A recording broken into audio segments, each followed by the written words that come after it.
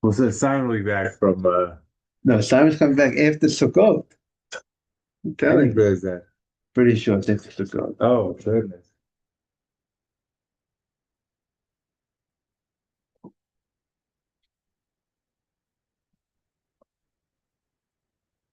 Okay.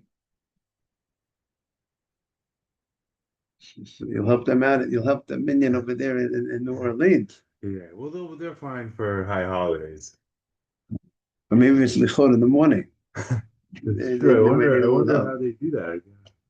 I guess they are doing it right at that point. Unless they might be doing Slichot at night between Mincha after Ma'ariv. Some shuls, even though many people say it's not a great time to do it, but if they're not going to do it in the morning, some people do it at night, Like right after. like that after Arvit. I've seen that. Yeah, I've seen it even on the Lower East Side. The Bialstuk shul years ago used to do that. They always had the most people went in the morning, but Yeah. if if people weren't going to come out, so they were some people were Hmm. lenient, but others are not happy about that time because it's not like such an opportune time. After midnight, the halachic midnight, about 1 o'clock or whatever it is, then it's more the opportune Yeah. time or the morning, but not like 8 o'clock at night. But there was leniency for people when I don't know what goes on in the mornings. Yeah. It's well, there's no Sephardic shul there, so I don't know if we're in the 10 days yet. You'll be in. We're starting this Saturday night. The Ashkenazim are Oh, this starting is already. when. Oh, They're already starting already. okay, okay. So, all right, then they're doing it then. Yeah, it's they're probably doing it at the Chabad house. I don't know what their rule is. They're Right. probably Yeah, doing it yeah, by yeah, the they should be book. doing it. Yeah. Yeah, okay. There's no Young Israel of New Orleans, and there.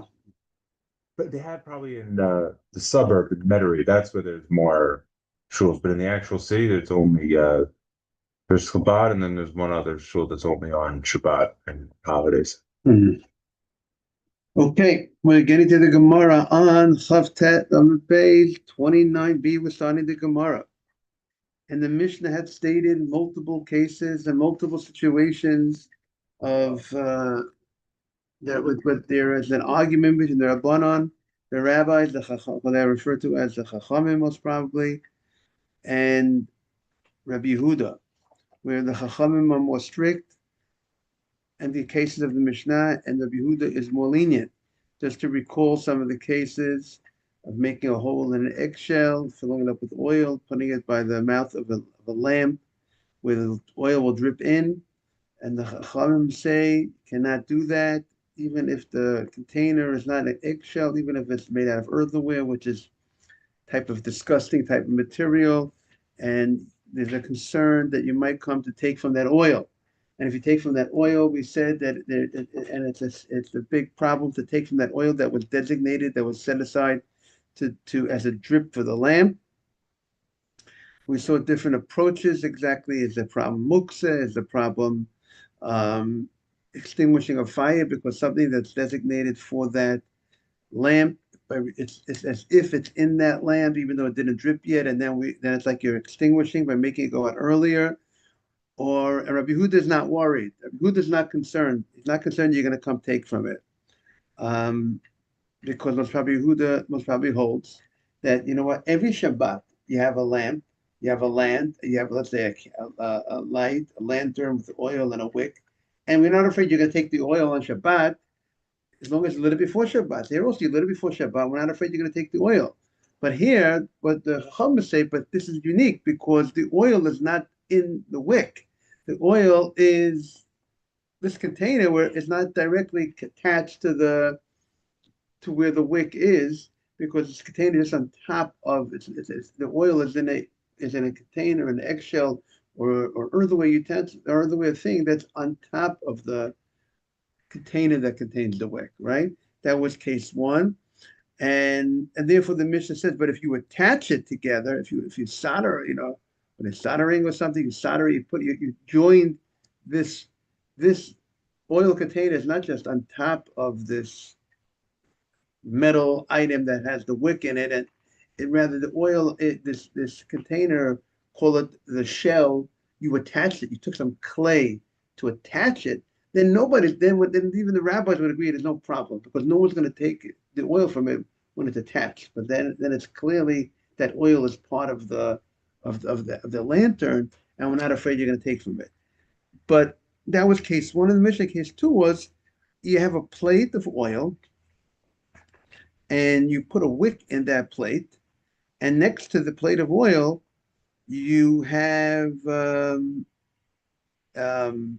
some sort of container where you have you have the wick coming on the other side. So imagine you have like a menorah, and or imagine you have, like the case is, let's see the language how they say it over here. You have a plate of oil, and you put it on the side of a.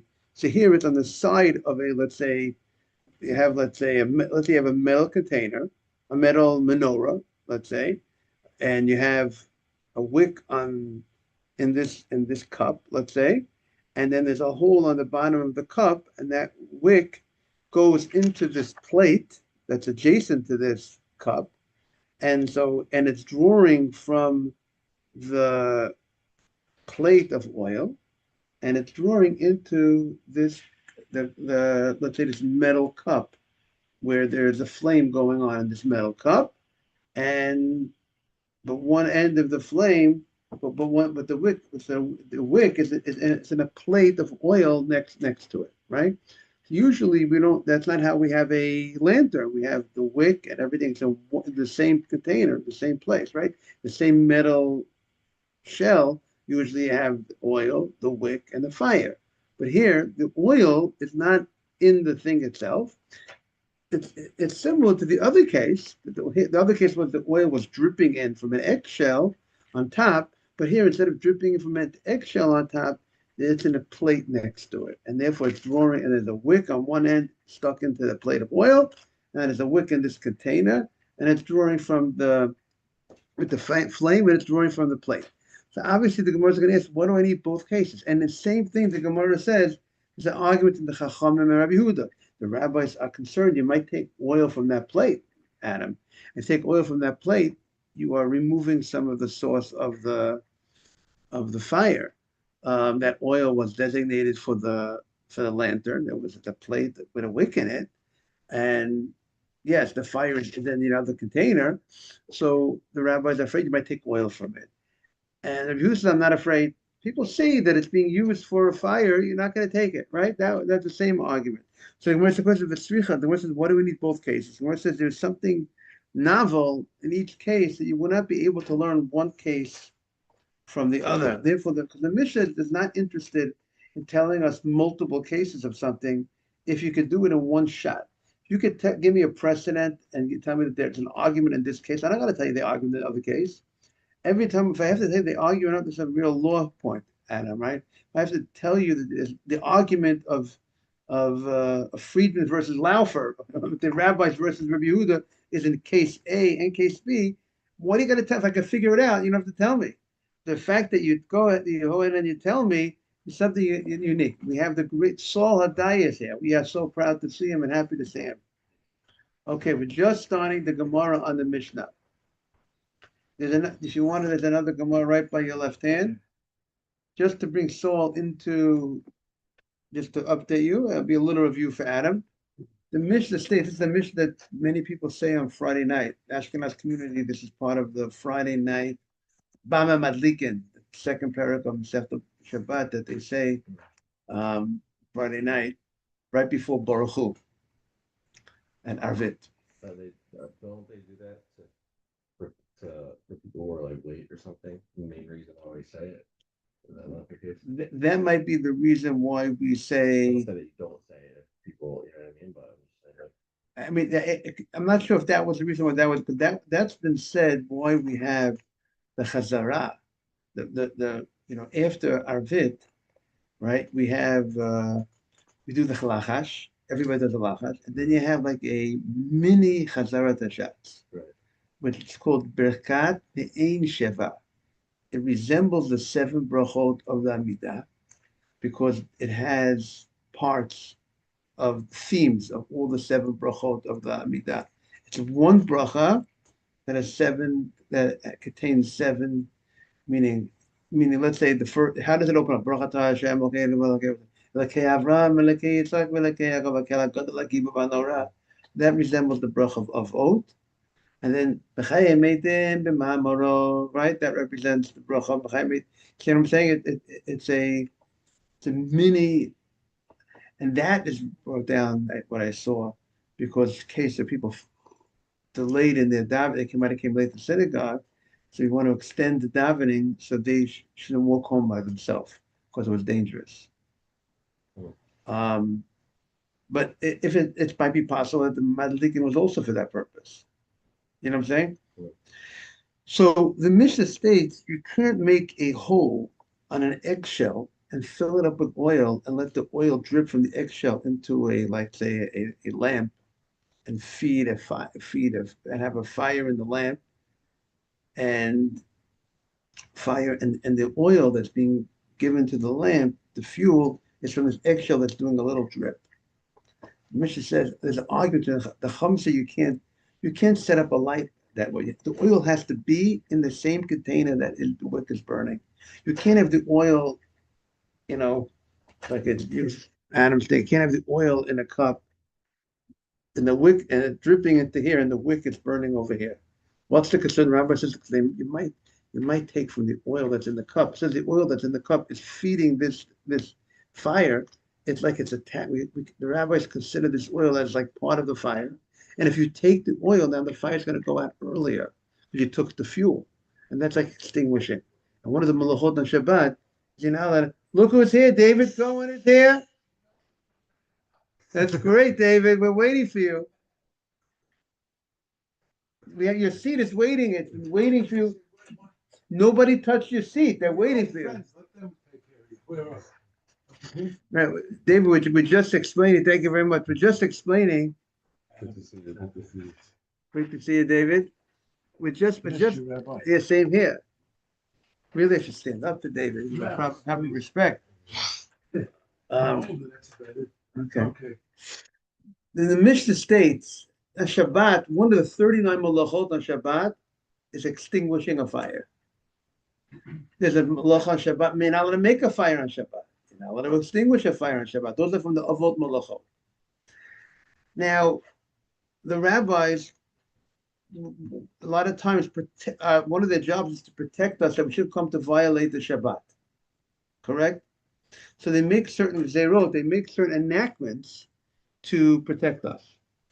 So there's a dispute if there's a necessity to make a certain enactment by certain situations, by the following situations. When you have let's say a lamp, let's say you have make believe you have a glass container, and you have a wick in the glass container, but instead of the oil being in the glass container, the oil is in an eggshell. You've made a hole in the eggshell, and you put the eggshell above the glass container, and it's a slow drip. And we explained the slow drip will help that it should last longer. The oil will burn longer.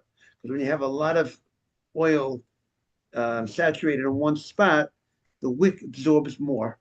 But when you give it a smaller feed, it can last longer. And therefore, if you want to learn a lot late Friday night. Soul learns very late Friday night, and he wants to have that light burning. So he set it up. He was creative, and he set up the fuel instead of being in the glass container, with an eggshell above the glass container, and it would drip down. The rabbis are concerned. The rabbis, you can't do that. You can't do that. Why not? Because the rabbis are concerned. Why don't you want some of the oil for your salad? You might take some of the oil out from that container and use it for personal use. But that oil has been already there designated to serve to fuel your wick in that glass container. And therefore the wick is going to go out earlier, and therefore that's an issue of extinguishing. Now, Rabbi Yehuda says it's not a problem. Yehuda says no problem. He doesn't look at it, it's not extinguishing. The fire is going out earlier. You didn't do that on Shabbat. You did it. No, sorry. Even if you remove the oil is in a container. The container is not. You didn't take the oil from the glass container. See, if you take the oil from the glass container, that should be a problem because you are. Some say that actually the fire the fire goes out earlier. Sorry, the intensity of the fire gets weaker when you take out the oil when it's directly in the wick. That's how some will explain. But because we said, just want to say over here, this the quote. The Gemara states even removing some oil from a burning lamp would be a problem. But here we're not removing oil from a burning lamp. We're removing oil that is serving a burning lamp. So, you with me or not? Am I clear? And tell me if I'm not clear. I need your help. Okay, so is it not secret share? Is that picking up a whole? Right. So, right. Sikresha would be if I know I'm doing an act, I'm not intending, but I know right. So, right. So you would be correct if I have oil in a glass container and the wick is there like a menorah, and I remove some of that oil on Shabbat. That's even though I don't intend to take out the fire, but that's sikresha. I know the fire is going to, let's say, diminish. Let's say as a result of that, because simultaneously on the moment, I took out so many oil, so the intensity of the flame. That's how some understand the problem would be. Some understand it's not allowed. I can't take the oil right.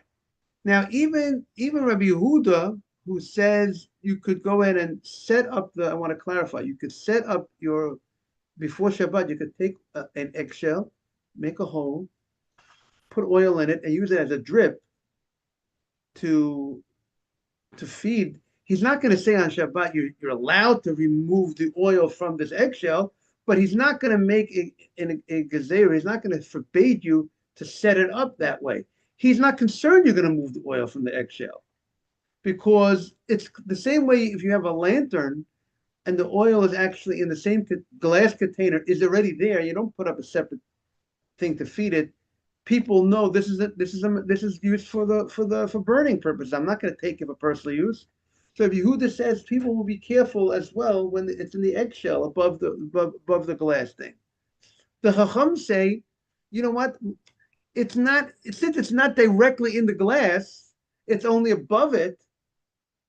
So then people might look at it as a separate entity and not look at it and maybe actually take from that. Similar idea, but they're going to it's removed it's removed like from the lantern, and therefore people might look at it like it's like oil in the closet. It's not as then they might make that mistake. They might not view it like a regular oil in a cup burning with a wick. They view this as like they might look at this oil as a separate entity. So that's where the rabbis are concerned. And the rabbi said, don't set up this type of contraption, whatever the word is, before Shabbat. You want to make a light on Shabbat, you want to light something, don't create the fuel in a way that people might take to use that fuel on Shabbat for personal use, which might be a violation of extinguishing. That is the issue here in the Gemara. And the Mishnah states two different cases that's going to be the dispute between Rabbi Yehuda and Chachamim. One case is the eggshell above the glass. Let's say the glass that has the wick in it is the eggshell that has the oil, and there's making a slow drip into that thing. Case one, and case two is you have a plate of oil with a wick in the plate of oil, and then let's say you have this glass, and you have a hole in the bottom of the glass, and the wick is going in to this, and it's feeding from this plate of oil, adjacent to this, let's say, and it's the same concern. The Chacham say you might take from this plate of oil, right? Because the wick is not burning in the plate of oil. The wick is in an adjacent cup next door. So then the Gemara asks the obvious question: why do you got to give me two cases? Just tell me one case that they're arguing. And we know one from that will teach us. There's no need to tell us multiple cases. There's an expression in the Gemara that maybe you'll appreciate. Is our Tana like a peddler that he has to tell us all different things? So a peddler tells you, you know what I got? I got blue socks and red socks and yellow socks, white socks, red socks. I got all different types of socks. What do you want to buy from me? I'll show you I got, you don't like this suit? I'll give you another suit. Right? Is that what happens in a store? But the Mishnah doesn't tell us all the different cases. The Mishnah tells us one case they argue. We can figure out all different cases that are similar. When the burning of when the wick that's burning, if it's not in the oils, they're not in the same. The oil is in a separate entity. Then we know they're arguing whether you might come to use the oil for personal use. What are you going to go ahead and tell me? Case when it's in the shell above the thing and a plate next door. What's the difference? The Gemara says that you know what? You know why the rabbis told us? Because there is some difference in the case. You know, Mr. Haber, we haven't seen him enough. Hopefully we'll have him back soon. He would say, different case, sometimes the law is different. You know, sometimes the law is the same. But you might have thought that the law is different. And therefore, we need to tell you that the law is the same. You know, the Mishnah says, let's say, Pero to Elon, on the fruit of a tree, you say a Borah Pri Eitz. The Mishnah doesn't have to tell you, figs, you say a Borah Pri Eitz, olives, dates. I don't have to tell you all of them. Just tell me fruits of a tree. I know it, right? So why do I got to tell you this argument, you know, in both different cases? The Gemara says that's where the Gemara begins Shlicha. We need both cases. If you'll tell me the case of the eggshell where the oil is contained in the eggshell and you made a hole in the eggshell and the water, it's a slow drip. That's where the Rabbanan say they're concerned. Why? The eggshell is a pretty clean container. Maybe you'll come to take some of the oil for personal use. And since it's feeding the wick, there'll be a violation of the extinguishing. Well, what about if the container is not an eggshell? It's made out of earthenware. Earthenware is not pretty. It comes from the ground, clay. Then since people, if it's in that type of container, you might have thought the rabbis would say, we're not concerned you're going to take it out because it's not so, you know, you're not going to use it for food purposes.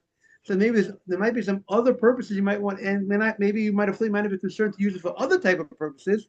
Therefore, the Gemara says that's why you need. That's the chidush. That even if the container that contains the oil is not an eggshell, it's made of earthenware. Still, the rabbis and it's doing a slow drip down into that, let's say that glass container with the wick. The rabbis are still concerned you're going to come take from the oil personal use. I want to wish everyone, hopefully short and sweet. Every word of Torah is a mitzvah. So, you know, if you heard, they clocked John F. Kennedy at 200 words a minute. Look who's here. Adam's here. 200 words a minute. So just do the math, everybody. Have a great day, everybody. Exactly. The class, I hope, was better because David and Saul were here and Adam. 100%. Right? Yeah, you saw? We're going to be, it's great to have you. Yeah, yes. We're going to be 6:15 is our new time through Slichot. Adam, it's great to see you. It's dark. It's dark when you wake up. It's dark. This brings light to your life. When you walk by Central Park at 6 a.m., you see different creatures. I hear you. Different creatures in the daytime. Adam, we really miss you. You hear that, Adam?